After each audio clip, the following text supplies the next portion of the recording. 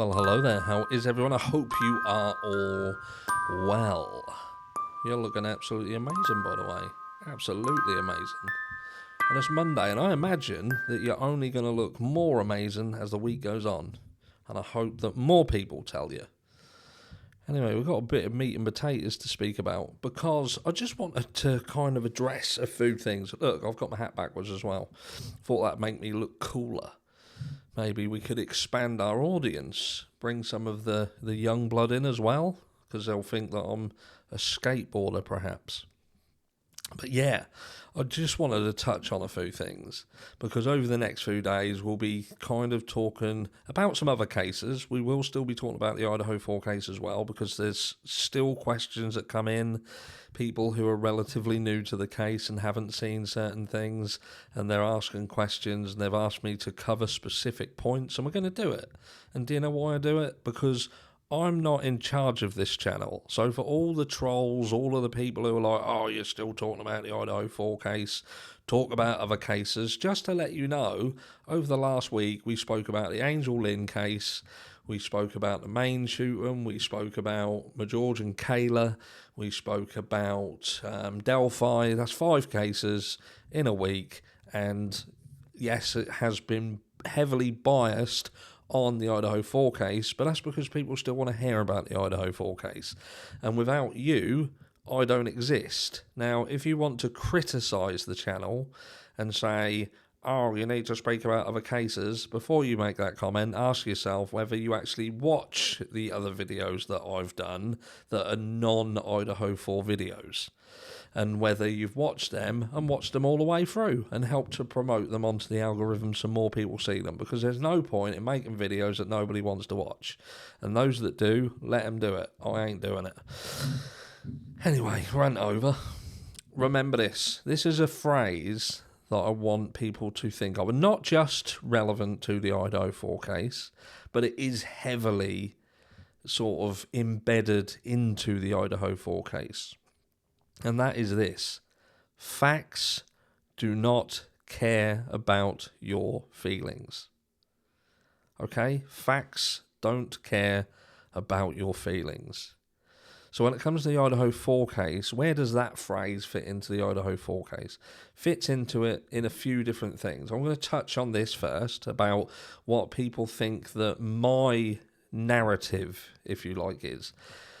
Many people think that I defend Brian, I don't think he's guilty, this, that and the other. You people who believe that, not watched enough of my content clearly to make that comment.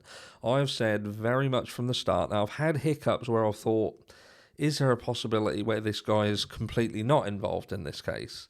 And yeah, I think that there is a position where you could be in, where you could believe that Brian Kohberger didn't have anything to do with this.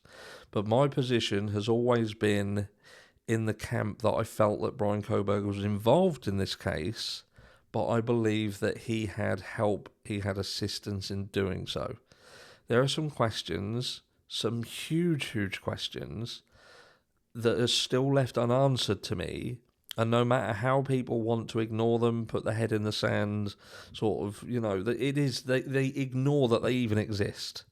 Ignore that they even exist. People who are balls deep in Brian Kohberger being guilty and sending him down the river, they are 100% ignoring certain things. They must be. So look, that's my position. My position is, I believe that Brian Kohberger is more than likely involved in this case, but I do feel that the position he holds in this case isn't as straightforward as he was a lone person with absolutely no assistance and decided one day that this is what he was going to do, and he did it completely alone. I am not in a position where that's my viewpoint, and that's it. Now, what it also is about this facts don't care about your feeling, is that people still want to hear about the Idaho 4 case. They still want to hear about it. There's people who haven't been here from the start. There's people who haven't seen all of the information. There's still people who have questions, and they reach out to content creators every single day because they want to have us talk about certain elements of this case and what our opinions, to see whether we can validate what they think, or we can put their mind at ease because perhaps something that they do think they have misconstrued in some way. So they want to have a different viewpoint so they can see whether they need to change their viewpoint. So for those of you who don't want the Idaho 4 case to be spoken about, it's tough because it will still be talked about. Not everybody will still talk about it, but some people will, and I'm one of them who will. Now, with respect of the case itself, just to clarify where we stand from a factual position, just in case people have got themselves confused. So where we stand is this. Brian Kohberger is accused. He's accused, but the system managed to avoid him going to a preliminary hearing and jump straight to a grand jury. During that grand jury, according to Jay Lodston, 6 of that jury turned around and said they wanted more evidence, they wanted more information. Now, maybe Jay was lying, but that's what he said, and that would tell me that going further down the line, if this case stays in this area, and that is any indication whatsoever of how a jury would receive this trial, I'm feeling that this is going to go to a hung jury. Very, very likely that this is going to go to a hung jury. Now, we have heard and we hear consistently people saying that we don't have all the information. We don't have all the information, and the prosecution are keeping a load of stuff on the back burner, and they're going to come out and they're going to reveal it in court, and this is going to be a slam dunk case. Now, nobody else has that, and there is still a potential that this could be a trial by ambush, 100%. So in terms of, from a factual perspective, yes, they could be holding more information, and it could be trial by ambush, but they do need a lot more.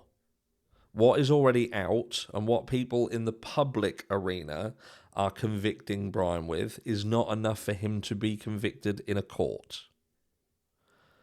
The DNA on the knife sheath doesn't prove Brian Kohberger did the crime. Doesn't even place him at the crime scene.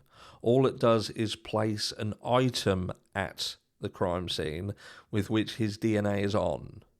And that's it. Doesn't place him there. The car situation. The car situation is unclear. We know that in the video there appears to be a white Hyundai Elantra in that video, but we do not know if that is Brian Kohberger's, and we also do not know beyond a reasonable doubt that the person driving that car had anything to do with this crime.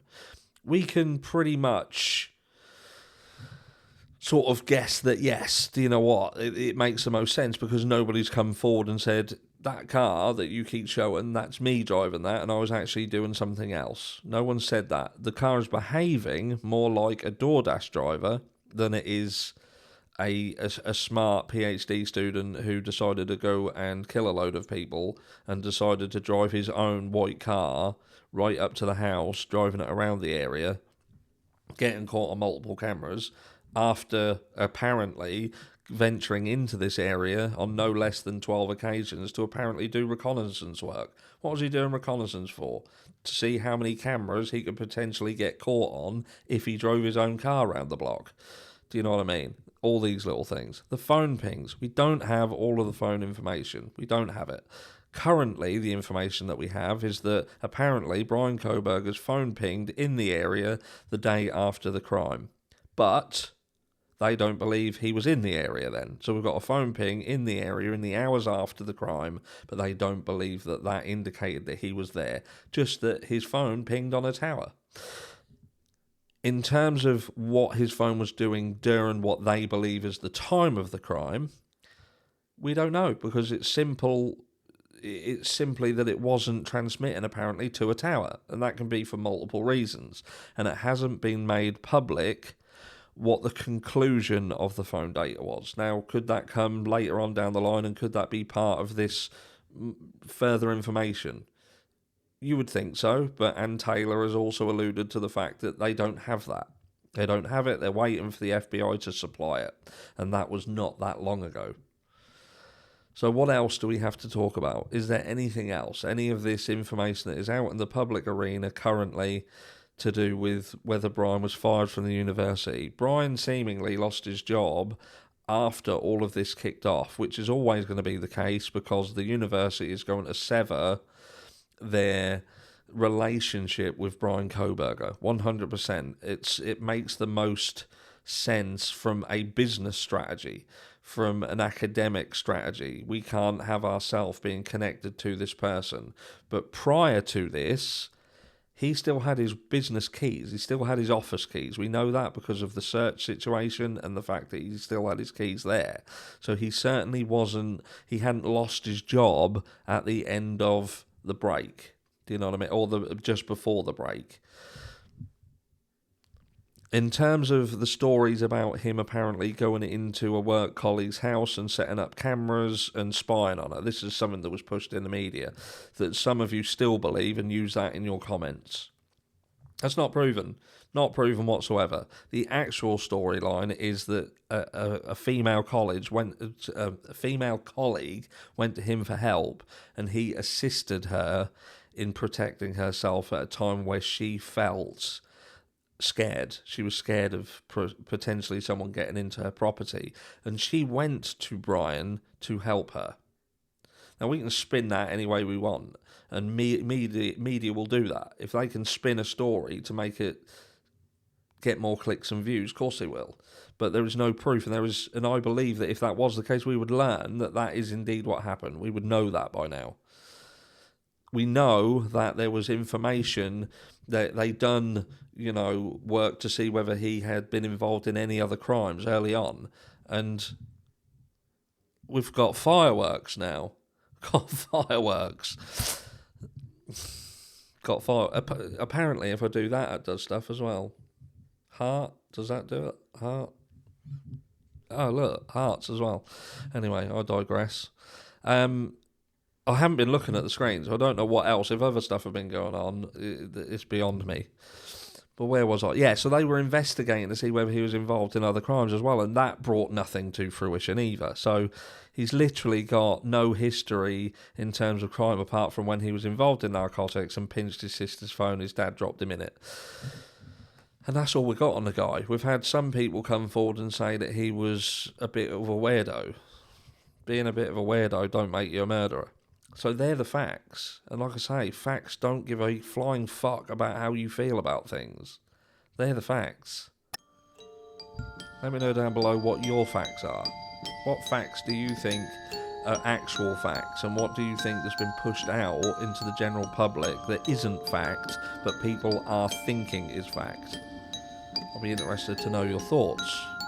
This is video 2 of 2. I hope you caught the first one. And I'll catch you all in the next one.